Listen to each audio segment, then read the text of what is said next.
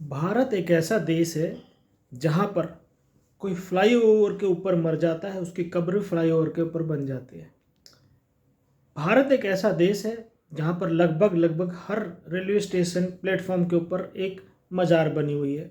भारत एक ऐसा देश है जहाँ हर हाईवे के लगभग बीच में या अगल बगल में मज़ारें बनी हुई हैं।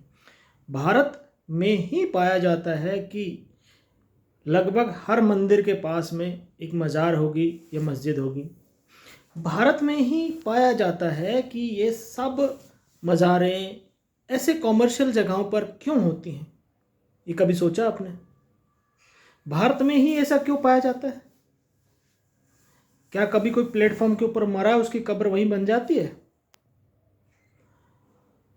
देखिए, ये एक बहुत बड़ा स्कैम है, बहुत बड़ा एक योजना है जिसके ऊपर सरकारों को ध्यान देना होगा, हिंदू समाज को ध्यान देना होगा कि इन सब का वहाँ पर क्यों है।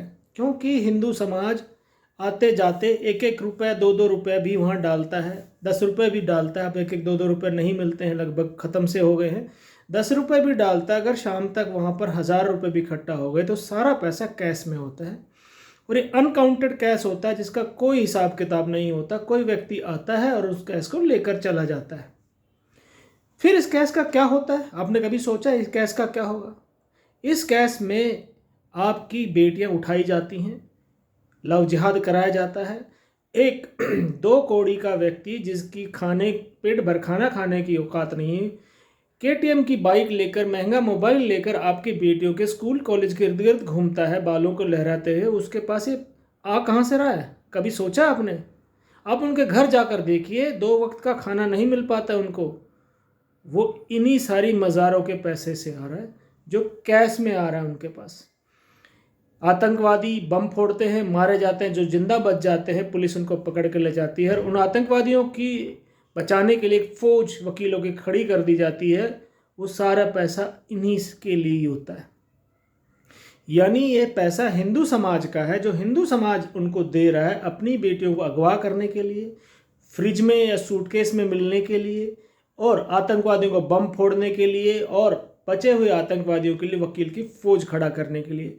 इसके ऊपर भी विचार कीजिए कि ये सारा कहाँ हो रहा है। दिल्ली में एक फ्लाईओवर है, फ्लाईओवर के ऊपर एक मज़ार बनी हुई है। सोचिए, फ्लाईओवर के ऊपर कोई कैसे मर सकता है? प्लेटफॉर्म के ऊपर कोई कैसे मर सकता है? उसकी कब्र कैसे बन सकती है? अगर प्लेटफॉर्म कोई 100 साल पुराना है, बहुत सारे हैं भारत में 100-100, 150-150 साल पुराने प्लेटफॉर्म, उसके ऊपर कैसे मर के कब्र बन गई उसकी? तो कहीं ना कहीं एक प्रशासन की चूक है, जिसमें कुछ लोग मिले हुए हो सकते हैं और अनकाउंटेड पैसे से आप ही का पैसा आप ही के विरुद्ध, आपकी बेटियों का अगवा करने के लिए, आपके लोगों को मारने के लिए प्रयोग किया जा रहा है। इसके ऊपर गौर जरूर कीजिए। धन्यवाद। जय हिंद, जय भारत।